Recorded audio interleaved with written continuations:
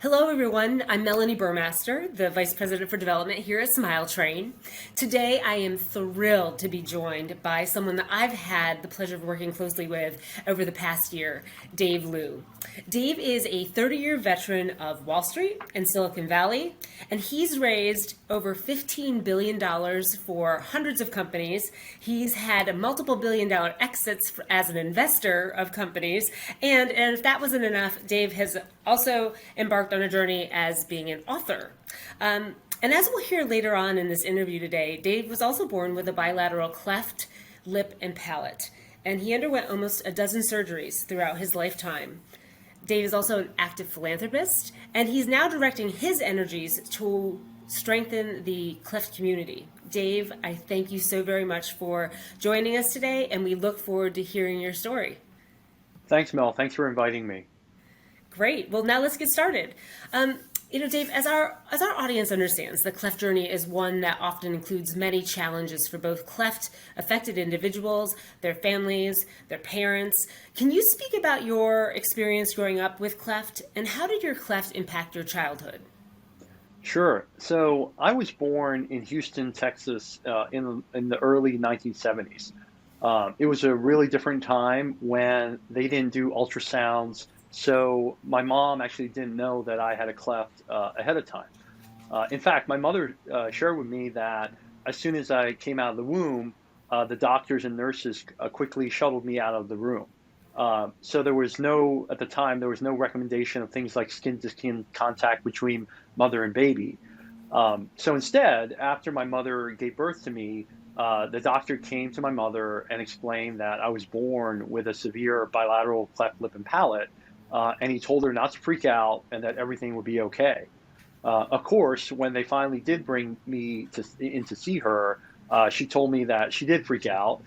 She was shocked. She had never heard of anyone having a cleft. And so I think it was more the sight of me and the fear of the unknown that surprised her. Um, as a sidebar, the first time I ever really got a sense of the impact that a pre-operation cleft baby would have was when my young son actually wanted to see a picture of what I might have looked like before all of my surgeries. And frankly, I didn't have any. My parents didn't take any pictures of me pre-operation. And so I showed him a few pictures of other kids, and he said, it was, quite disturbing and upset him. So now I imagine now how my mother felt when she first saw me in the 1970s, and I don't blame her at all for that reaction.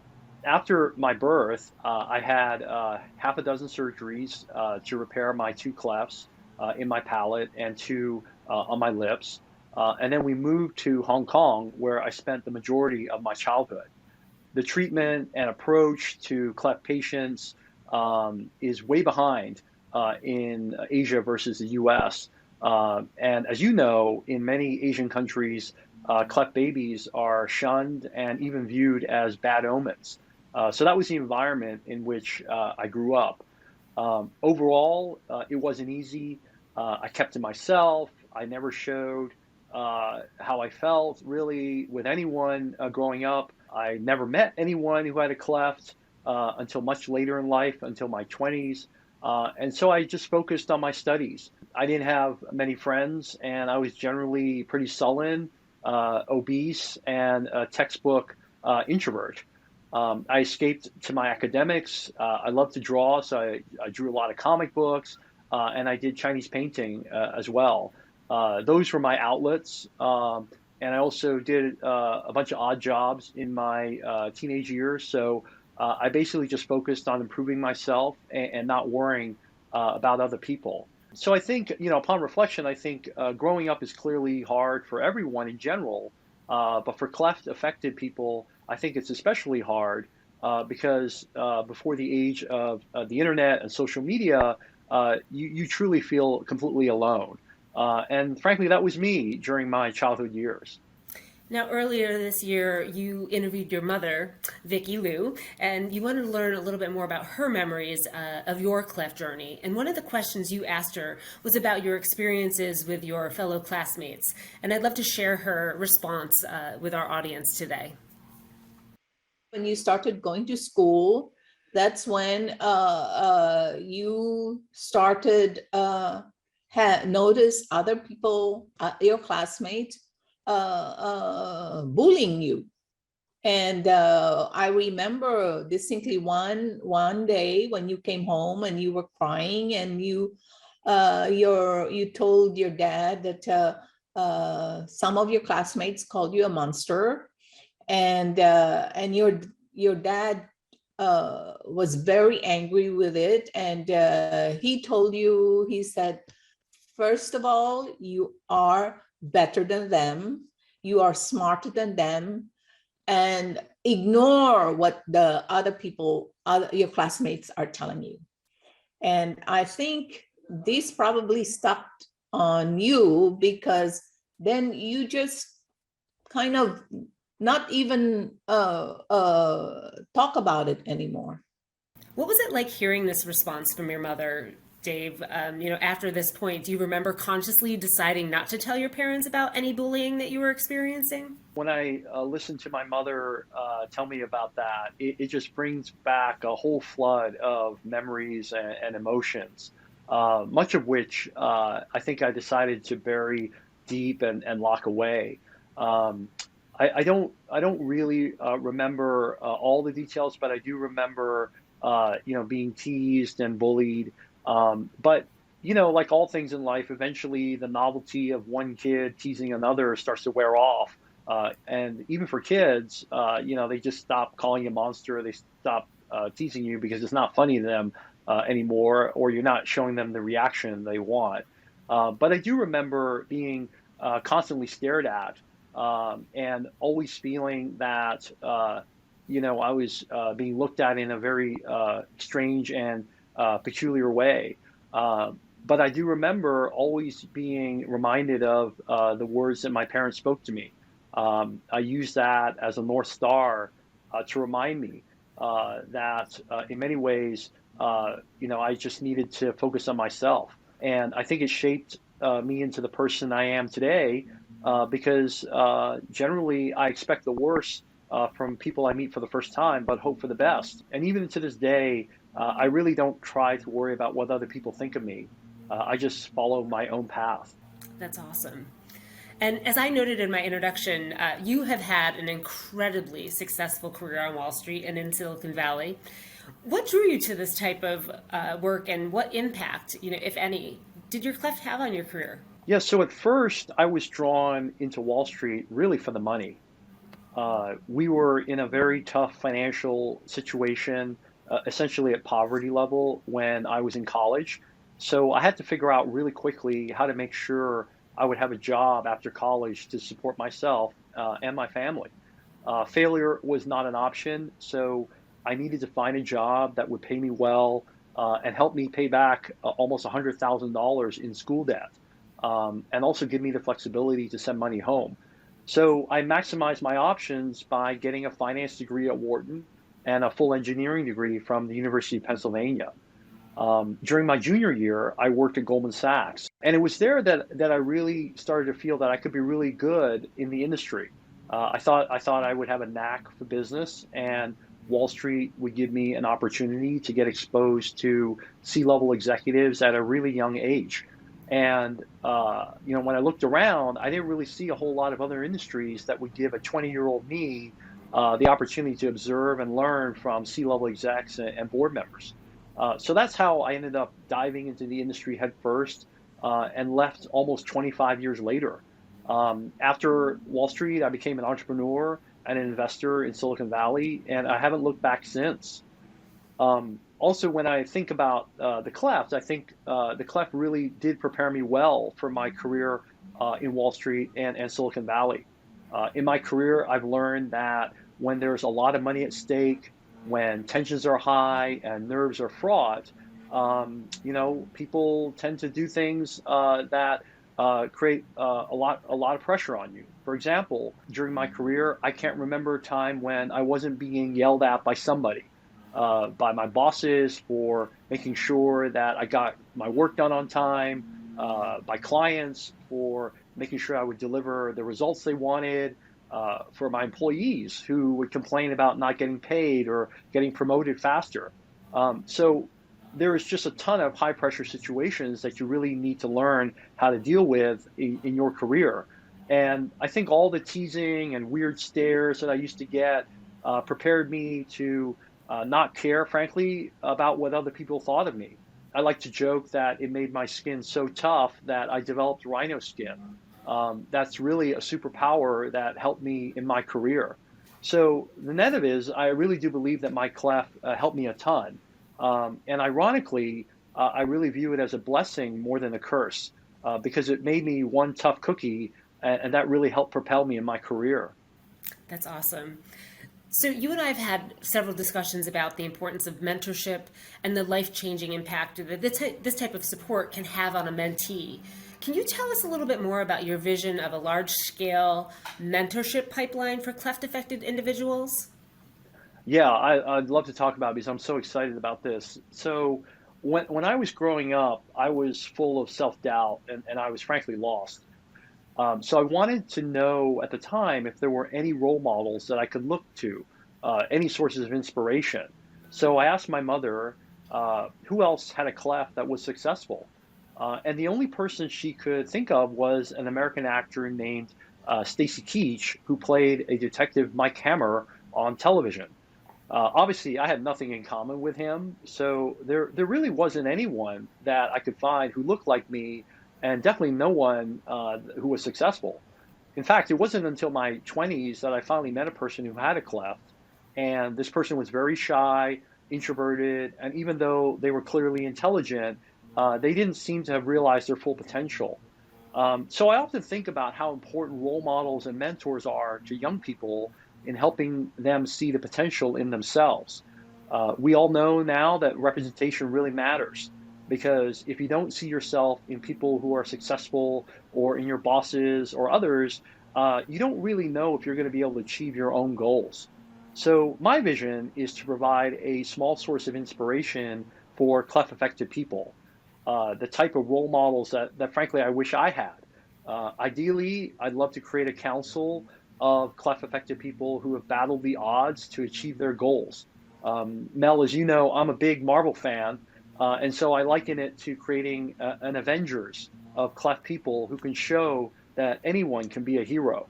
I also want them to know that there are others who can empathize with their struggles.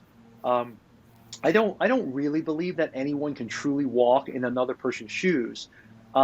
But my hope is that if we're able to create this council, it can be people that other young cleft people can look to and at least understand that some of these people can empathize with some of the challenges that they're dealing with. Yeah, I'm super excited about the potential to create a council. In that same vein, what is your message to younger cleft affected individuals who are watching this session and are dealing with cleft related challenges? Is there anything that you wish your younger self had known about the cleft journey?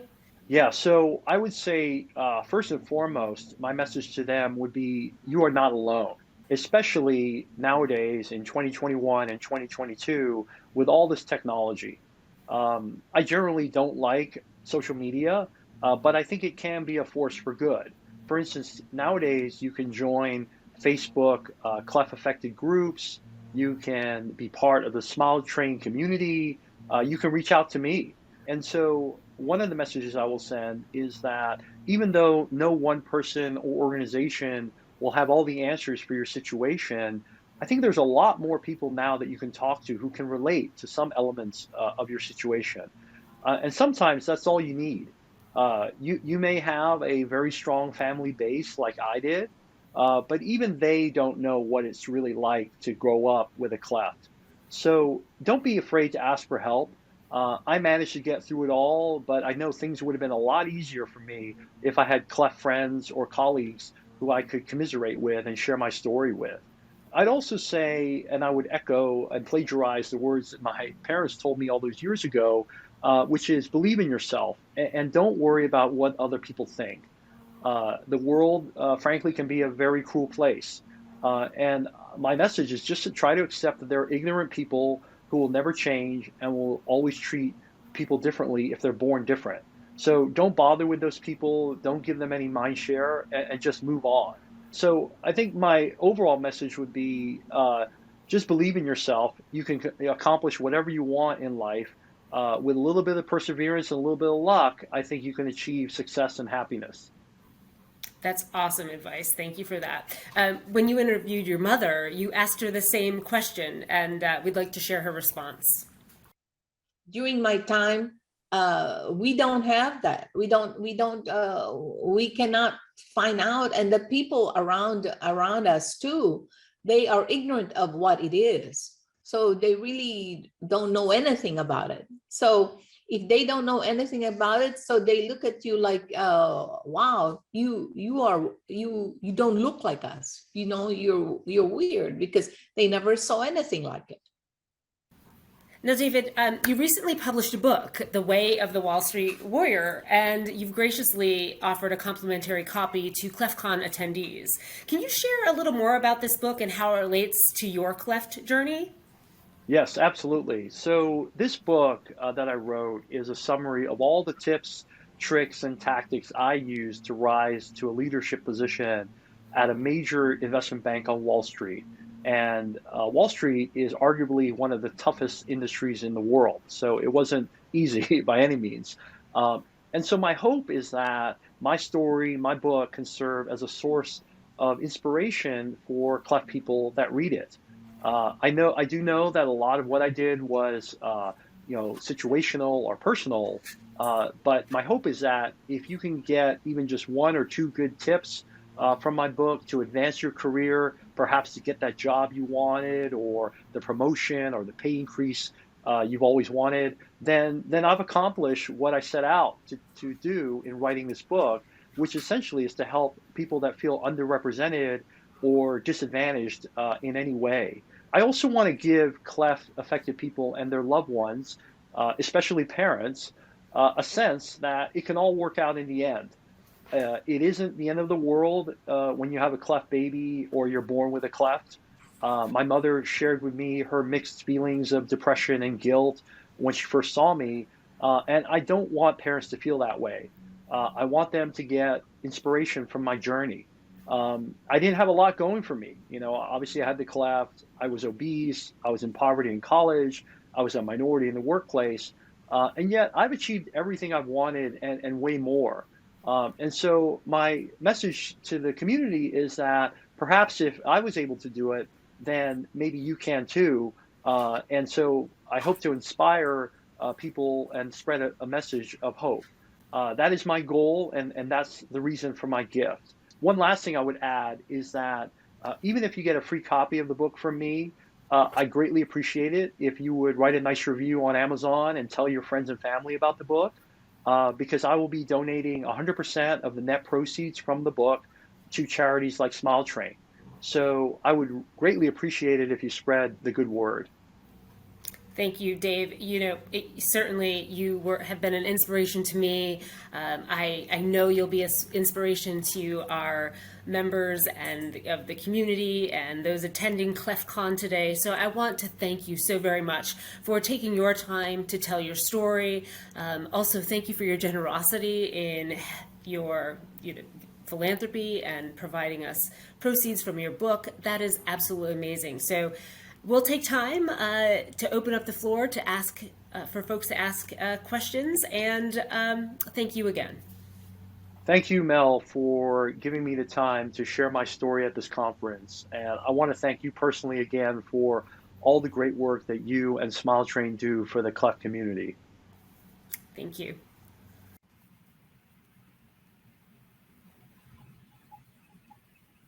Hey, Dave, how are you?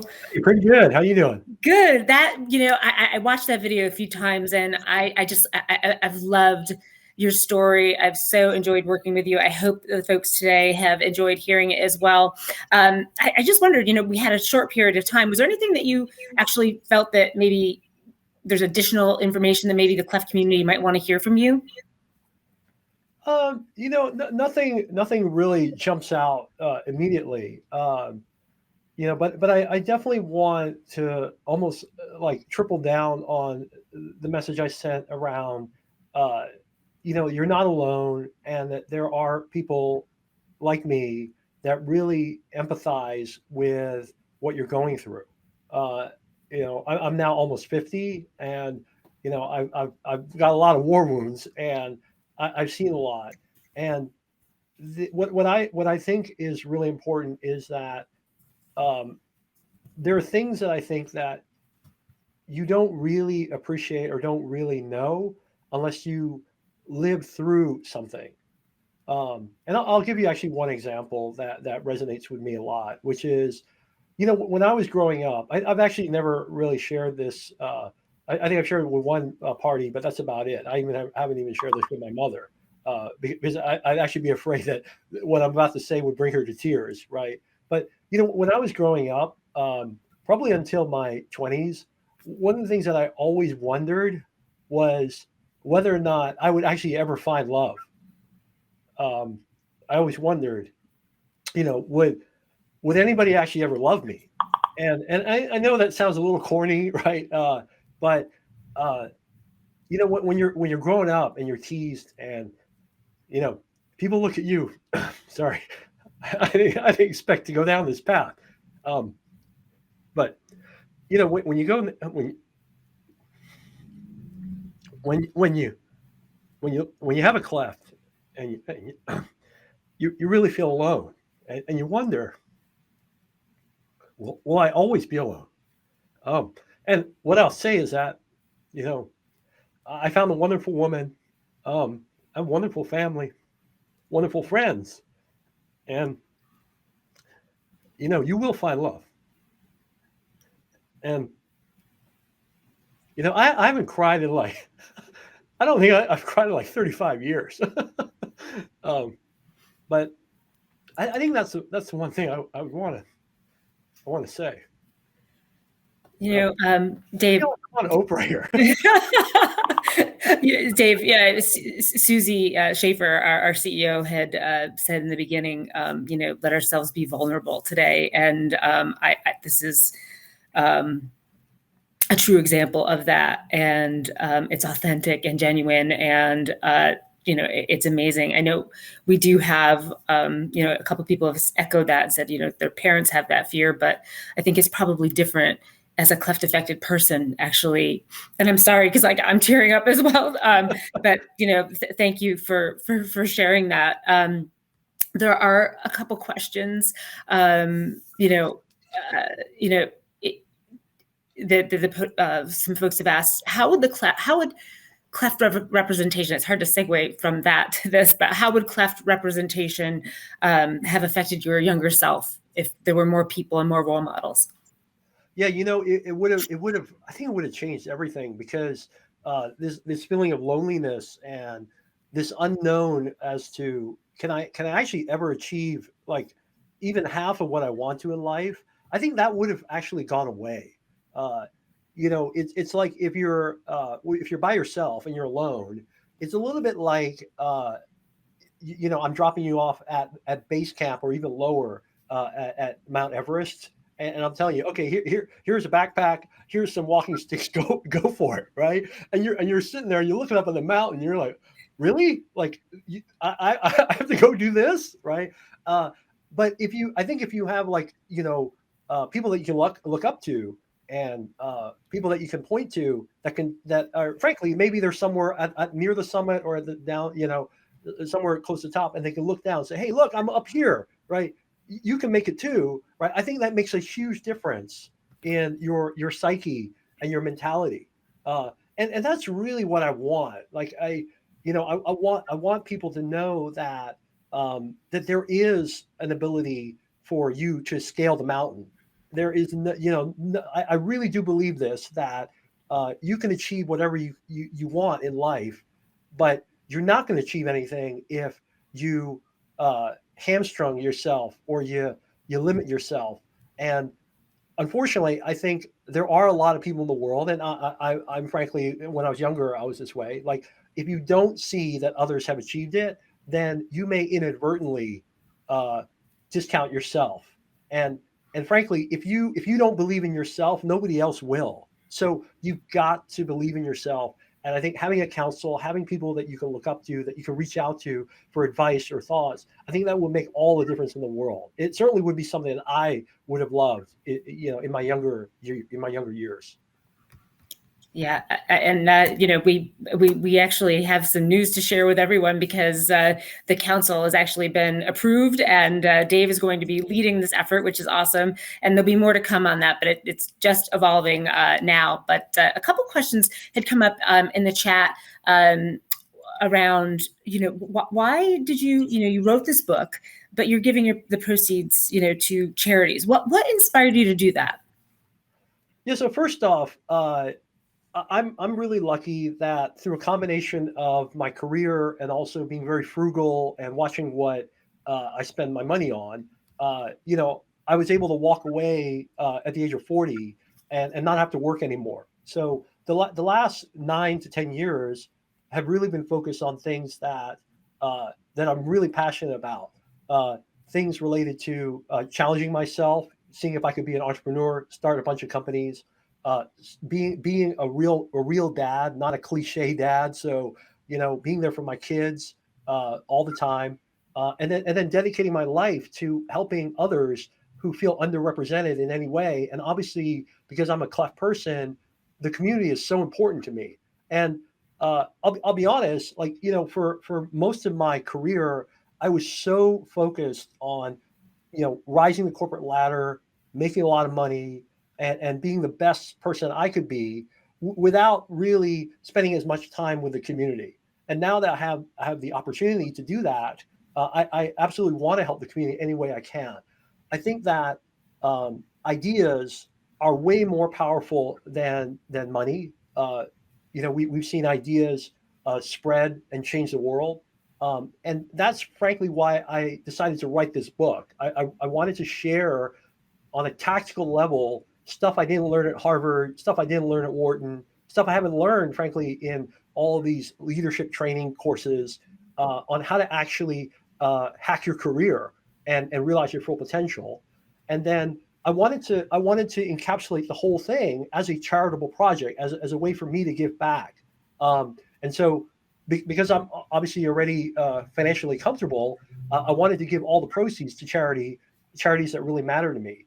And one of the things I'll tell you, so I actually write a very short chapter in the book about this, is that I'm a big movie buff. I love movies. And there's a myth called the monomyth called the hero's journey, which I'm sure a lot of people here are familiar with. But it's essentially the storyline behind all the great religions, all the Star Wars movies, all the Pixar movies, right? Where it kind of follows basically the Luke Skywalker storyline, where hero goes out on a journey, somewhat reluctantly, comes back, discovers something, conquers something, and gives back to the community, right? And so for me, this at least this first book project, which I hope will be one of many projects I'll work on for the rest of my life, this book project is kind of like my hero's journey, right? It's like, look, I spent 49 years of my life going out in the wilderness, like doing all kinds of things, like figuring all this stuff out, right? And then this book is kind of like my way to give back to the community. Here's what I've learned, right? In my own kind of irreverent, cynical way, like my voice, right? But also there's additional benefit monetarily from the book that I'm also giving back to the community. So I maybe I'm a little bit of a romantic, but like I like the idea of like this being my own personal kind of hero's journey. Awesome. That's wonderful. There may be many other questions, and Dave, I know you've graciously said, people can contact you. My information is on the CleftCon homepage. And so if anybody who's watching this has some questions specifically for Dave, happy to connect you. We just, Dave, your story is absolutely amazing. And we need somebody like you to be leading our Cleft Avengers, if you will. And I'm happy that you're a part of the Smile Train family. So thank you so very much. Yeah, I'm really honored, Mel, to be part of this community. I think the work that Smile Train does is amazing. And this is, again, just kind of a small way for me to give back and help. And like I said, in this discussion and even in the interview, like, I think if I can just be like a source of inspiration or help to the community, then in my view, I've done what I've set out to do. And if that takes the form of this council where we can assemble other people, like-minded people that can talk to the community, can spread the word, then even better. Because I think again, like the more that we can help the community recognize they're not alone and that there are other people that have, at least gone through some similar journey that they're going on, I think the better for all of us. So thanks again for having me. And I really enjoy the conference and I look forward to many more. Awesome. Thank you, David. I'm sure this community is waiting to hear what's yet to come from all that we can accomplish together. Fantastic. Have a great day. All right. See ya. All right. Bye-bye. Bye.